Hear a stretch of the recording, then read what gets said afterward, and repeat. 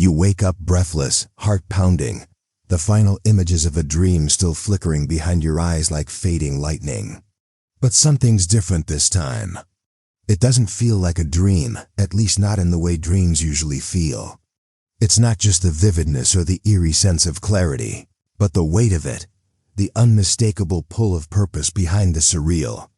You were standing on a cliff, staring out at a sky that was cracked like glass, trees bent backward in slow-motion agony, rivers flowing upward in defiance of gravity, and someone whispering in a voice deeper than mountains.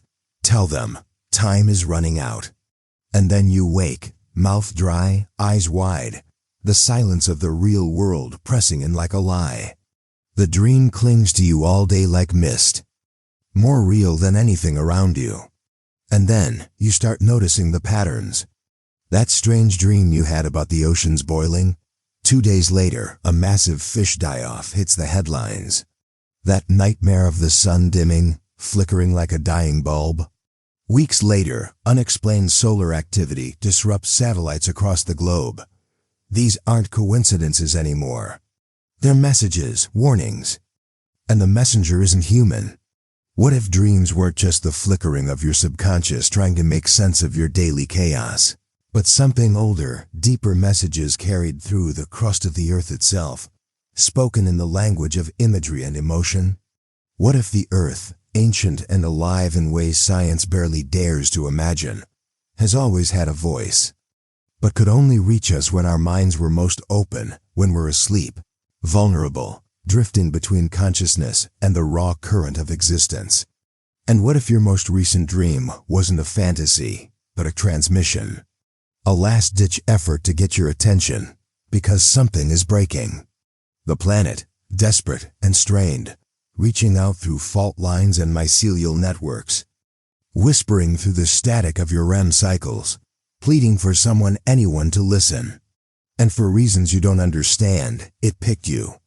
Others start sharing eerily similar dreams. Strangers posting online about flooded cities, forests made of ash, skies where birds fall like leaves. People in different countries describing the same impossible symbols.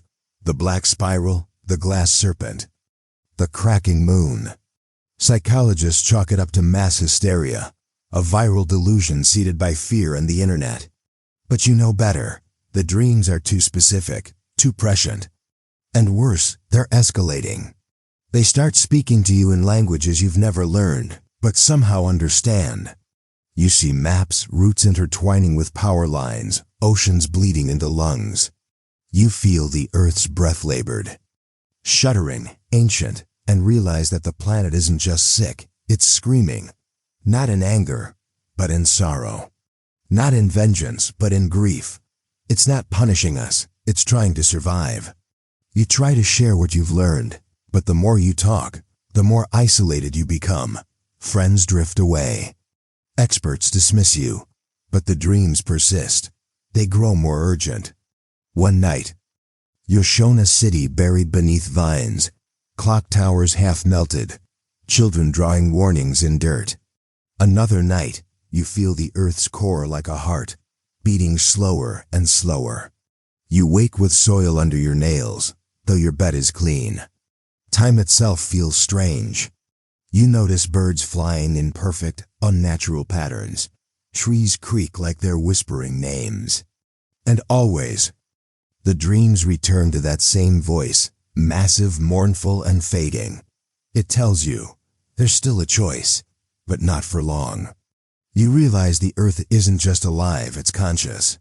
It's been speaking to us for eons, but our ears were full of static and steel. Now as its systems buckle, it's throwing open every door it has, pumping signals through the only conduit left, human dreams. You are not a prophet. You are not chosen. You are simply listening, and that, in this moment, makes you one of the last chances Earth has. So what if dreams were messages from the planet itself? And what if your most recent dream, wild and vivid and terrifying, wasn't just a cry for help but a final plea? One last signal before the silence comes. The earth has spoken, and now you must decide if you'll forget it like just another dream.